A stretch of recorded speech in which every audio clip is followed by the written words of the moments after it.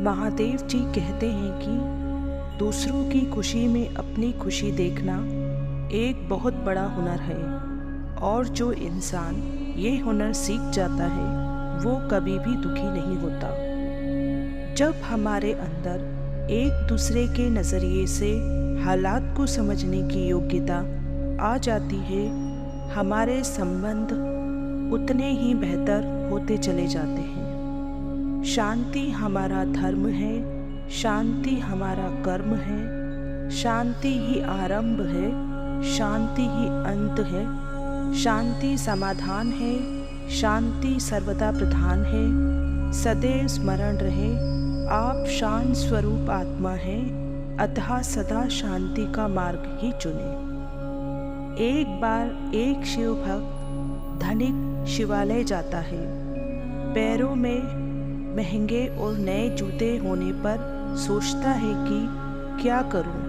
यदि बाहर उतार के जाता हूं तो कोई उठा ना ले जाए और अंदर पूजा में मन में भी नहीं लगेगा।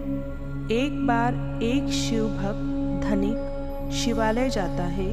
पैरों में महंगे और नए जूते होने पर सोचता है कि क्या करूं? यदि बाहर उतार के जाता हूं तो कोई उठा ना ले जाए और अंदर पूजा में मन भी नहीं लगेगा। सारा ध्यान जूतों पर ही रहेगा। उसे बाहर एक भिखारी बैठा दिखाई देता है। वह धनिक भिखारी से कहता है, भाई मेरे जूतों का ध्यान रखोगे जब तक मैं पूजा करके वापस ना आ जाऊं? भिखारी हाँ कर देता है। अंदर पूजा करते वक्त धनिक सोचता है कि हे प्रभु, आपने यह कैसा असंतुलित संसार बनाया है। किसी को इतना धन दिया है कि वह पैरों तक में महंगे जूते पहनता है तो किसी को अपना पेट भरने के लिए भीख तक मांगनी पड़ती है। कितना अच्छा हो कि सभी एक समान हो जाए। वह धनिक निश्चित करता है कि वह बाहर आकर भिखारी को 100 रुपये का एक नोट देगा। बाहर आकर वह धनिक देखता है कि वह ना तो वह भिखारी है और ना ही उसके जूते थे। धनिक ठगा सा रह जाता है। वह कुछ देर भिखारी का इंतजार करता है कि शायद भिखारी किसी काम से कहीं चला गया हो, पर वह नहीं आया। धनिक दुखी मन से नंगे पैर घर के लिए चल देता है। रास्ते में फुटपाथ पर देखता है कि एक आदमी जूते चप्पल बेच रहा है। धनिक चप्पल खरीदने के उद्देश्य से वहां पहुंचता है, पर क्या देखता है कि उसके जूते भी वहां रखे हैं। जब धनिक दबाव डालकर उससे जूते के बारे में पूछता है तो वह आदमी बताता है कि एक भिखारी उन जूतों को 100 रुपये में बेच गया है। धनिक वहीं खड़े होकर कुछ सोचता है और मुस्कुराते हुए नंगे पैर ही घर के लिए चल देता है। उस दिन धनिक को उसके सवालों का जवाब मिल गए थे। समाज में कभी एक रूपता नहीं आ सकती, क्योंकि हमारे कर्म कभी भी एक समान नहीं हो सकते। और जिस दिन ऐसा हो गया उस दिन समाज संसार की सारी विषमताएं समाप्त हो जाएंगी। ईश्वर ने हर एक मनुष्य के भाग्य में लिख दिया है कि किसको कब और क्या मिलेगा, पर यह नहीं लिखा होता कि वह कैसे मिलेगा। यह हमारे कर्म तय करते हैं। जैसे कि भिखारी के लिए उस दिन तय था कि उसे 100 रुपये मिलेंगे, पर कैसे मिलेंगे यह उस भिखारी ने तय किया। हमारे कर्म ही हमारा भाग्य, यश अपयश, लाभ हानि, जय पराजय, दुख लोक परलोक तय करते हैं। हम इसके लिए ईश्वर को दोषी नहीं ठहरा सकते। महादेव जी कहते हैं कि सबके अपने सत्य हैं, सबकी अपनी झूठ। कोई कहता लाभ से तो किसी को लगती लूट। जिसमें मैं का फायदा, मैं का है नुकसान, मैं का बढ़ता मान देखकर मैं की जलती जान। जब लोग आपको गलत बोलकर तोड़ना चाहें तब खुद से एक बात बोलना कि मैं गलत नहीं बल्कि भीड़ से अलग हूँ। मन की सच्चाई और अच्छाई कभी व्यर्थ नहीं जाती।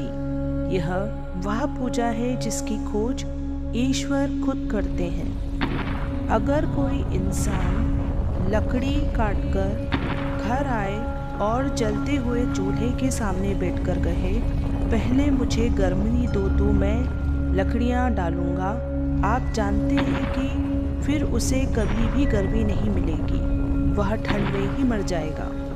जो चीज़ हमें प्राप्त करनी है, पहले वह देना सीखें। आप चाहते हैं कि हमारे जीवन में पैसा आए तो लोगों को पैसा कमाने में मदद करें। यदि आप समय प्राप्त करना चाहते हैं तो दूसरों को समय बचाने में मदद करें। यदि आप प्रेम चाहते हैं तो दूसरों को प्रेम प्राप्त करने में मदद करें। जब आप दूसरों के लिए निमित्त बनते हैं, उन्हें देने लगते हैं, तो आपको आश्चर्य होगा कि वह चीज़ आपके जीवन में आने लगती है। यह जीवन का नियम है, इसे हमेशा याद रखें। शुभ भावना में बहुत ताकत होती है, कैसे को भी श्रेष्ठ बना देता है।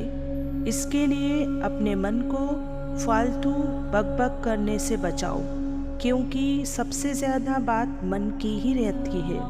अगर आप शांत होकर बैठे तो महादेव की याद रहेगी, उनकी ही बातें याद आएंगी, तब किसी के लिए भी निरंतर शुभ भावना रख सकेंगे। जिंदगी के सफ़र में जब ना दिखे कोई छोर, तब आँख बंद करके कदम बढ़ा लेना महादेव की ओर। महादेव ने कहा, मीठे बच्चे, सेवा वो मेवा है जो आत्मा स्वयं भी खाती है और दूसरों को भी खिलाती है। सेवा हमें व्यर्थ से बचाती है, सेवा सफलता मूर्त बनाती है, सेवा जमा का खाता बढ़ाती है। दुआओं को प्राप्त करने का नाम सेवा है। पूज्य आत्मा संपन्न होने के कारण सदा अपने रूहानी नशे में रहती है। उनकी मन बुद्धि का झुकाव कहीं भी नहीं होगा, ना देह के संबंध में, ना देह के पदार्थ में। सबसे न्यारे और सबसे प्यारे रहेंगे। जब कल्याणकारी महादेव का साथ और हाथ है तो किसी भी बात में अकल्याण हो ही नहीं सकता। इस स्मृति से सहनशीलता के गुण को धारण करो। कोई भी विघ्न आए तो आगे बढ़ने के लिए बातें आती हैं, बदल जाती हैं, लेकिन हमें अपनी स्थिति नहीं बदलनी है। महादेव जी कहते हैं कि इस दुनिया में सबसे बड़ा टैलेंट है अपने आप को शांत रखना किसी भी परिस्थिति में।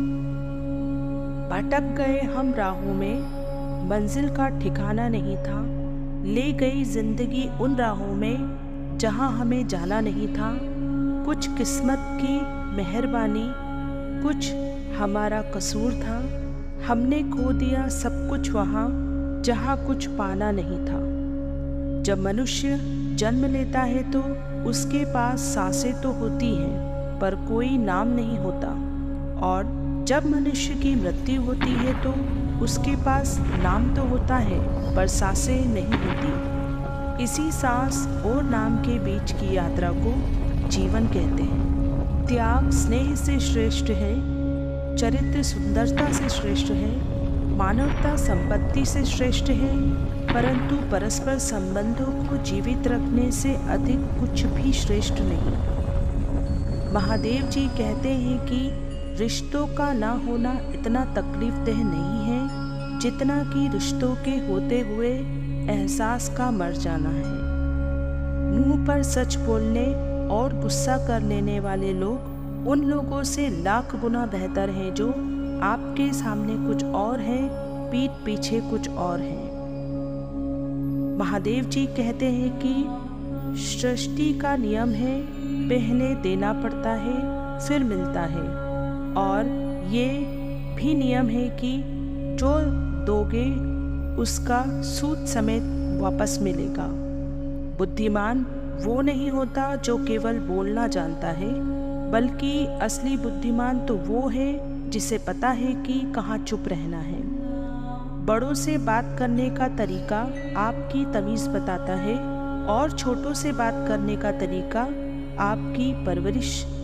अपने शब्दों में ताकत डालें, आवाज में नहीं, क्योंकि बारिश से फूल उगते हैं, बाढ़ से नहीं। मैं हर बार परखता हूँ कि भगवान है कि नहीं, पर उसने एक बार भी सबूत नहीं मांगा कि मैं इंसान हूँ या नहीं। पाप निसंदेह बुरा है, लेकिन उससे भी बुरा है पुण्य का अहंकार। आज की वीडियो में बस इतना ही। आशा करती हूँ अगर यह वीडियो आपके जीवन में कोई परिवर्तन लाए तो कमेंट सेक्शन में जय महादेव लिखना ना भूलें। वीडियो को लाइक और चैनल को सब्सक्राइब ज़रूर करें। जय महादेव।